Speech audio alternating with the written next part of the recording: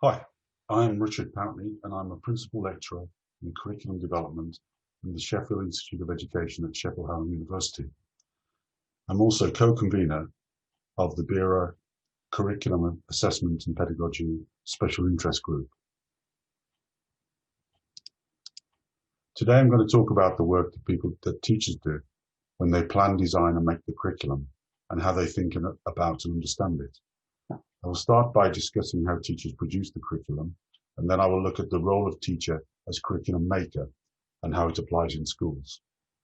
This will lead me to the conditions for teachers to become curriculum thinkers in order that they can refresh and, if necessary, reform the curriculum. And finally, I will explore the place of curriculum studies in teacher education in all phases to underpin teachers' participation in and engagement with the curriculum. I want to start with some observations on this being a time for the curriculum. First, there is, I think, a re-emergence in curriculum thinking about the purpose of education. Second, there is a concurrent shift in what we understand as the quality of the curriculum, in which teachers have an important part to play as curriculum makers.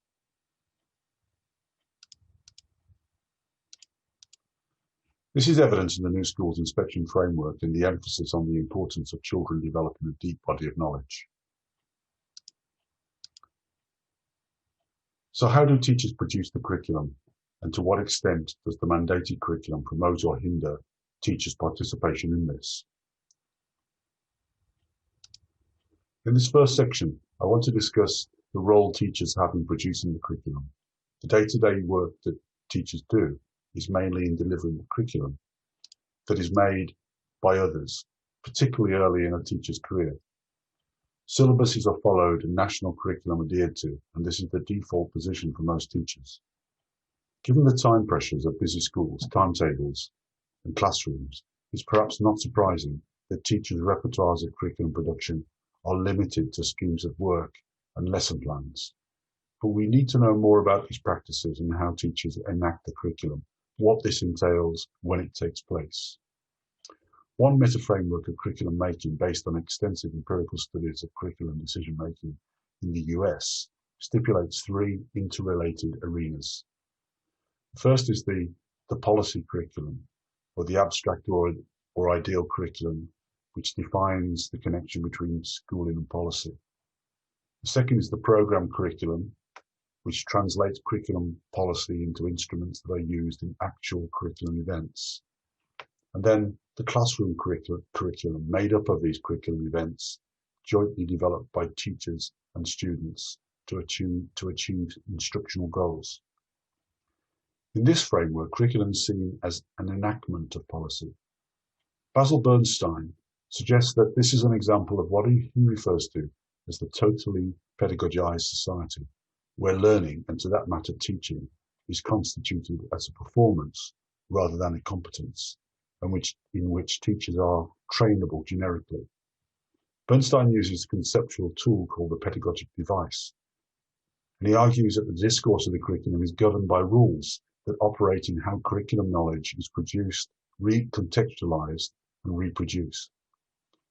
I will return to this underpinning idea later in my talk with regard to the pedagogic imperative and how this influences teachers' curriculum work. The first statutory national curriculum for England and Wales was introduced by the Education Reform Act in 1988.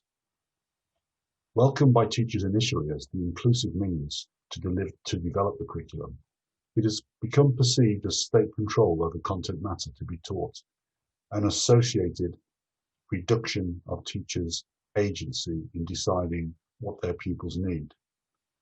The connection between curriculum standards and inspection of schools in curriculum quality by the Office of Standards in Education followed. Ofsted published its new inspection framework for England in May 2019. In this, Ofsted claims not to prescribe a curriculum, and indeed, in her 2018 Festival of Education speech, Amanda Spielman, Ofsted Chief Inspector, called on schools to be bold and ambitious in designing the curriculum. Ofsted, however, do offer a definition for the term curriculum. as a framework that sets out the aims of a program of education and how that framework is translated over time into a structure and narrative.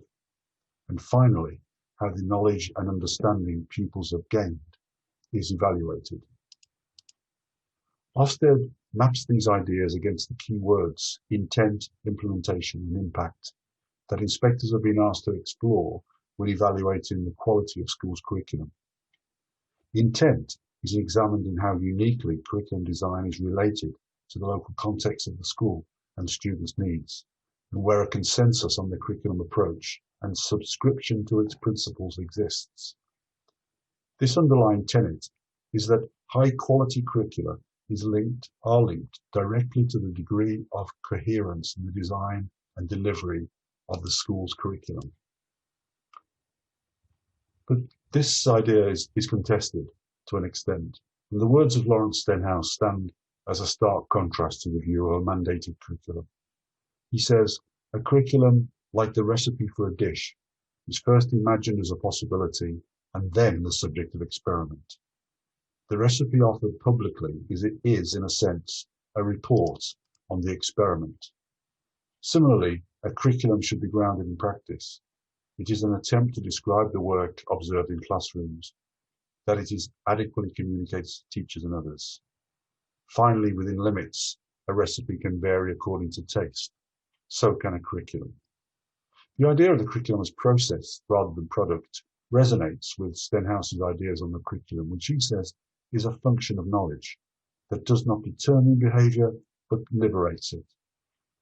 Teachers might also take heart from the statement that Ofsted inspectors would judge schools that take radically different approaches to the curriculum fairly. They will assess a school's curriculum favourably when leaders have built a curriculum with appropriate coverage, content structure and sequencing, and implemented it effectively. Thus, in this sense, curriculum is a particular form of specification about the practice of teaching. It is not just a package of materials or a syllabus of ground to be covered. In Stenhouse's words, it is a way of translating any educational idea into a hypothesis testable in practice. It invites critical testing rather than acceptance. The question, therefore, is how can teachers work within this to create a curriculum that complies with an accountability culture while testing the boundaries of what is possible? Is curriculum innovation possible, and under what circumstances? I want now to consider how teachers enact the curriculum. I will look briefly at the components of the curriculum and how teachers learn to do this, and what promotes and what hinders this work. While we know relatively little about teachers' curriculum making practices, what they entail, when and how they take place, etc., we might characterize this as a form of curriculum reproduction and teachers as reproducers. Teachers' main concern is with the delivery of the curriculum, the day job, as they might see it. This involves interpreting national curricula, developing schemes of work, and making sets of or individual lesson plans. And this is essentially an individual task based on a repertoire that the teacher builds up over time. The teacher's access to the pool of repertoires in the community, the collective reservoir, is important here. The main activity in curriculum preparation is the selection, sequencing, and pacing of subject content knowledge into forms suitable for teaching, such as schemes of work, topic plans, and individual lesson plans. This involves two distinct types of subject knowledge structure. The first is the essential concepts, principles, and frameworks that subject specialists use to see and explore the world, known as the substantive structure of the subject. And the specific ways of investigating the world, the kinds of evidence and the ways of proof that are used by subject specialists to know about the world, is referred to as the syntactic structure of the subject. At all phases, pupils can be introduced and inducted into these ways of being and knowing the world from the subject's point of view. This includes learning the specific, sometimes technical language of the subject and applying this language when solving problems or learning new and more complex things. A US report shows that teachers spend between 7 and 12 hours per week searching for and modifying materials. Teachers often equate the materials or artifacts that they use to content. These material realizations of curriculum work, as curriculum objects if you like, are not all made by the teachers themselves. They are representative of the meanings that teachers give to them. We might say that they construe meaning, and of course, they are freighted with the teacher's concerns for children's learning. Traditionally, especially in secondary education, teachers have used course textbooks authored by subject specialist experts, often other teachers. Increasingly, though, teachers are becoming reliant on materials created by third parties, including free resource banks of teaching materials, and more recently, by paid-for subscription to academic publishers. This positions teachers as consumers as well as producers of education material that they can accommodate into their work. The quality control and coherence of these materials can vary, and this leads to the argument that this is better left to authorised producers of educational content. National schemes are being commissioned for core subjects to be provided as oven-ready to schools. And behind this is the Department for Education report on curriculum support resources in schools in 2018, suggesting that teachers commonly adapt resources to tailor content, particularly for pupils with special educational needs or English as an additional language. But less commonly, they tailor resources to provide challenge for higher ability pupils, especially at secondary level. While reducing the workload of busy teachers, there are negative outcomes in the outsourcing of the oven-ready curriculum, including the lack of local context, which is important for student engagement. It might also be seen as a cynical political move to build the case for subject specialism in order that outsourcing of the curriculum can take place, and where the capacity and competence of teachers to deliver the curriculum is called into question. When teachers train to be teachers, they are introduced to the mandated curriculum.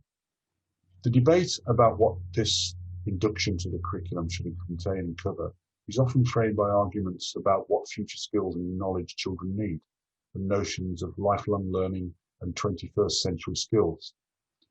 Biester argues that this is learnification, in which the what of learning has become invisible. The argument is that good teachers are adaptive ones, suggesting an expectation that good teachers can knock up a good curriculum on the hoof. It assumes that teachers know the curriculum well enough to have fluency in it and to be able to exercise judgment in what is appropriate and what works, and have the basic skills to select, sequence, and pace. However, these basics are not easily acquired.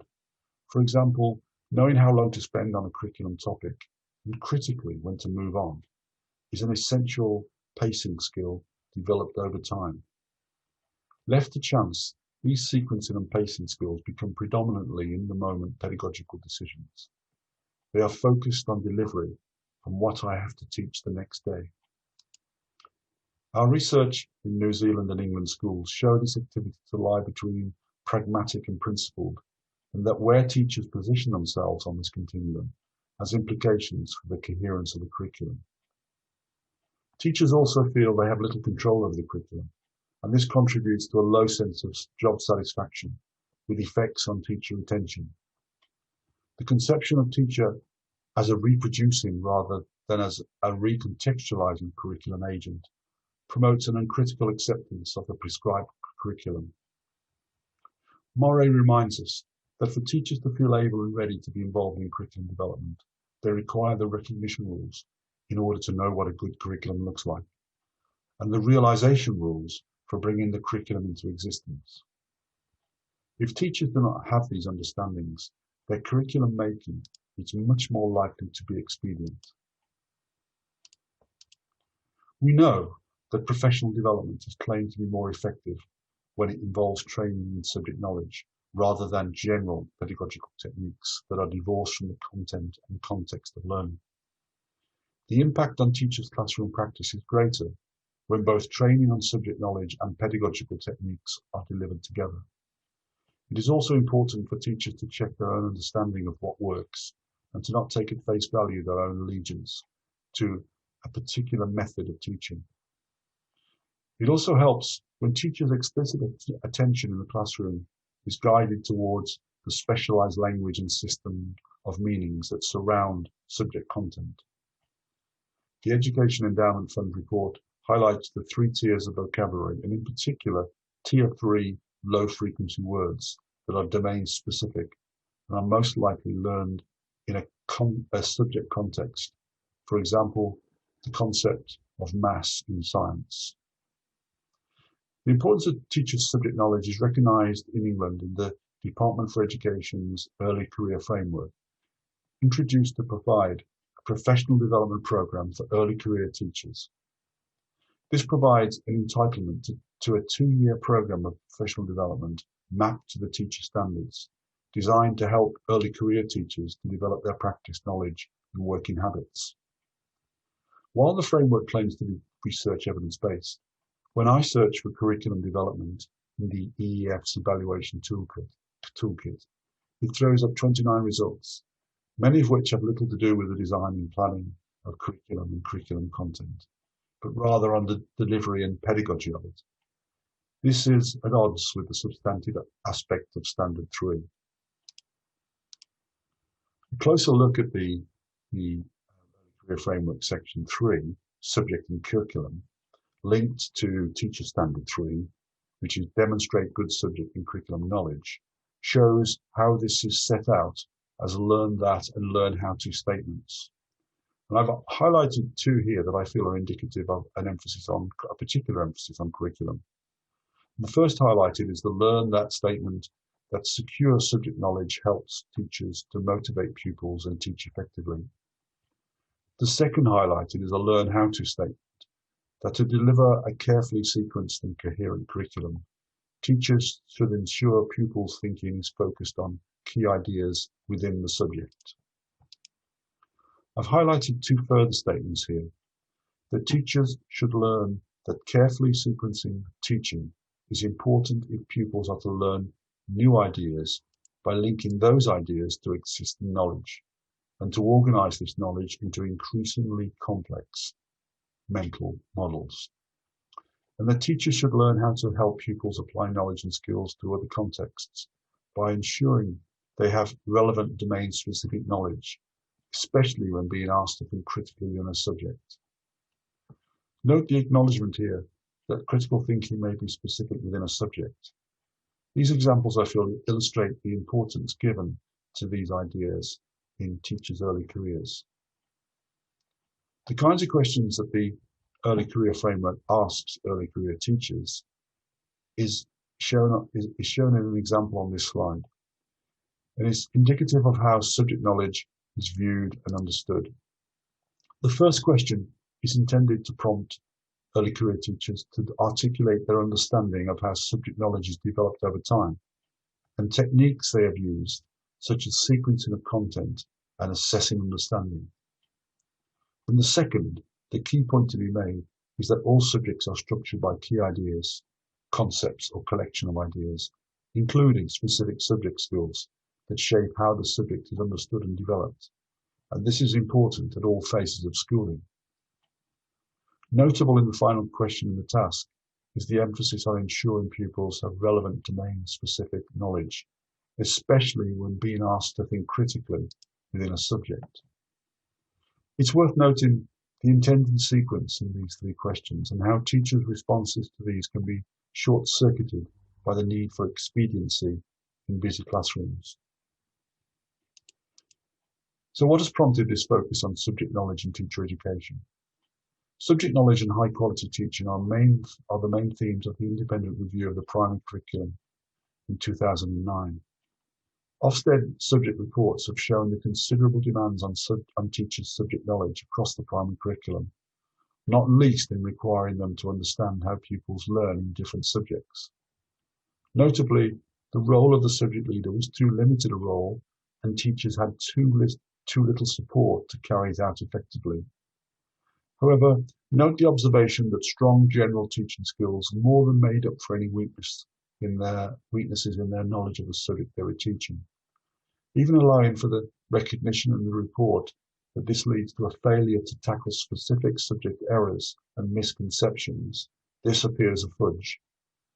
The new school inspection framework is less likely to overlook these weaknesses and it has raised the profile of leading subject leadership, leading the subject in schools. Good subject knowledge is advocated by those academics and practitioners advising on the early career framework. And this includes revisiting the big ideas of the subject over time in a spiral that deepens learning, requiring teachers to know the structure of the subject well enough to know how pupils' fluency in subject knowledge and skills develops. Again, the idea of the adaptive teacher arises. One who secures subject knowledge can help pupils to build increasingly complex mental models.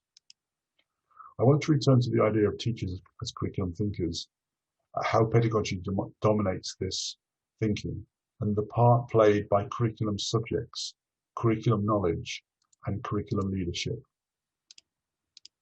It's not surprising that when planning schemes of work and lesson plans, teachers are concerned with how they will teach, including how to motivate and engage pupils.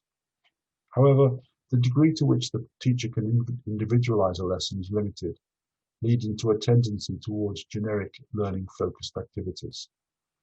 Topic planning and systematic attention by the teacher to the topic's proposition tends therefore to be circumspect, leading to weaker coherence between the concepts and content. Elizabeth Rata's curriculum design coherence model seeks to address this. While this pedagogical imperative is ever present, I feel this is more than the attention-seeking naughty child of the classroom. I am saying that the demands of teaching dominate the here and now, or at least restrict foresight in planning to the near future, rather than the fact that teachers might lack concentration on curriculum and its structure.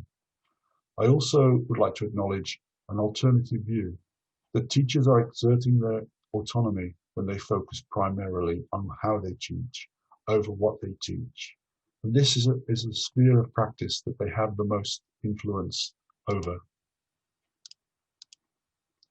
However, it remains that teacher decision-making at the classroom level increases the attention on pedagogy, an overriding concern for what the teacher has to teach tomorrow morning, as the pedagogic imperative. Noticeable here, then, is the notion of pedagogy as proxy for curriculum.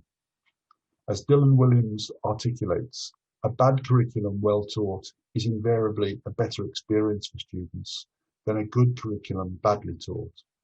Pedagogy trumps curriculum, or more precisely, pedagogy is curriculum, because what matters is how things are taught rather than what is taught. One tendency arising from the pedagogic imperative is to conflate curriculum and pedagogy and to neglect the differences between them. It can also result in what Mayton refers to as a form of knowledge blindness. This disregard is exacerbated by the current pluralism in pedagogy, that all flavors of pedagogy are okay as long as learning is taking place. There is a swing back against this arising from the EEF evaluation tools that discredit some of the more arcane pedagogies and pedagogical strategies, while also promoting an outcomes-based focus over teachers' decision-making, leading to an instrumental process. Brian Simon in 1981 wrote an article arguing that English education had failed to develop a science of learning, and that the time was ripe for the development of such a science. Little, in 2020, revisited this argument, suggesting this is still true, and that in place of genuine pedagogical positions, unresolved dichotomies between progressive and traditional, between child-centered and subject-centered, or more generally between informal and formal approaches. Their argument is that instead of these binary positions, we need a science of pedagogy to fully understand the complexities of classroom practice. The pedagogical imperative, however, is a pragmatic response rather than a principled one. It has a particular impact on teachers' capacity and willingness to engage in curriculum making, especially in curriculum subjects where the structure of conceptual knowledge is less clearly defined. The Eston's notion of learnification once again comes to mind, where, in other words, education is seen only as an issue of learning, made accessible only through the language of learning, a language that is inadequate in its capacity to deal with curricular questions. For this, we need the scholarship and language of the curriculum. So here are the key ideas of a discipline: provide access to the curriculum by making the connection between knowledge and abstract thought. When we plan a curriculum, we are designing experiences for young people to have, and it can have a profound effect on how children see and understand the world. The curriculum, therefore, can become the gateway to new contexts and understandings, and as such is a form of social justice, or indeed epistemic justice. Through the curriculum, young people can access not just how the world can be different, but how their place in the world can be different. And this is what Michael Young refers to as powerful knowledge. A note also on the use of curriculum and knowledge maps. The example I have here is from the Education Endowment Fund. These are somewhat discredited, owing perhaps to their overuse as shortcuts to planning the curriculum, but they can help the teacher to codify the curriculum in order to manage the level of complexity that a knowledge approach to the curriculum brings. This can be realized visually as knowledge organizers, such as the one here. The popularity of these owes something to the way this reduces complexity and provides a holistic overview to a curriculum topic, including the specialist vocabulary a topic involves. Again, the pedagogic imperative hinders this representation by reducing it to an impression only of the curriculum. Approaches that map the curriculum enable teachers to know the content of their subject more intimately. Elizabeth Rata argues that curriculum making requires this so that teachers can select content while also judging their own performance in doing so. Subjects, in her terms, provide the coherence, and subject content offers the coherence mechanism. Here I'm making the case for subject and disciplinary knowledge as key to teachers' curriculum development, because it is the raw material for curriculum making. If we want teachers to become more expert at making the curriculum, they need a strong conception of knowledge and to be prepared to lead on it. Curriculum leadership in schools is often associated with middle leaders, as in history coordinator or head of science. While linked to subjects, the emphasis is on management rather than the idea of subject curation. Nurturing subject knowledge and its integrity is key to helping learners to develop their own subject knowledge. Teachers often have to research and deepen their own knowledge as a trial and error process that runs the risk of missing students' misconceptions. While teachers as learners is an important principle in any school, this is especially challenged in induction, especially of newly or recently qualified colleagues. Take, for example, an activity with subject leaders based on Ofsted's new schools inspection framework and its considerations. The following questions are based on Christine Council's work on subject leadership. She poses the task of choosing a topic within your subject and addressing a set of questions that can be used to lead the topic's development. The questions are grouped under the school's inspection framework areas: curriculum intent, curriculum implementation, and curriculum impact, and I've highlighted several to exemplify the process. For curriculum intent, the question of what big ideas, wider trends, general principles is the subject topic part of, and when will subjects revisit the subject topic in the future. In terms of curriculum implementation, what blend of teaching approaches do you expect to see if students are to gain mastery of the topic, and which students will struggle? To encourage the consideration of the impact of the topic on the pupils' learning, the questions asked are: how confident is the teacher that students remember what they have learned about the subject topic, and importantly, what does high quality work or problem solving look like? These questions, I feel, begin to codify curriculum leadership knowledge for teachers, but they can also be used by senior leaders to lead the curriculum. They constitute Bernstein's recognition rules I mentioned earlier, and they make possible the identification of the realization rules. The concern for senior leaders is whether subject leaders in the school have achieved internal coherence for their subjects, and then to see this across subjects and across phases, year groups, and across the whole school for external coherence to the outside world and to society. In this final section, I'm going to bring together arguments I've made earlier in this presentation in order to make the case for curriculum studies in teacher education. I'm going to start with curriculum thinking and theorizing. Deng argues that contemporary curriculum theorizing is in crisis and that the state of the field is moribund. For him, much contemporary curriculum theorizing has become like a free-floating cloud covering a vast territory, always airy and never touching ground. Curriculum problems and solutions need to be transferred from psychologists, scientists, and mathematicians to curriculum specialists, and these specialists include teachers. So what kind of curriculum thinking do we need? Again, Deng makes the case for us that curriculum studies is not a theoretic field centered on understanding curriculum. It is a practical field with actions of making and doing as ends. And as such, curriculum studies needs to be regarded as a distinctive field of practice in its own right, with its own topics and preoccupations, and its own unique ways of theorizing.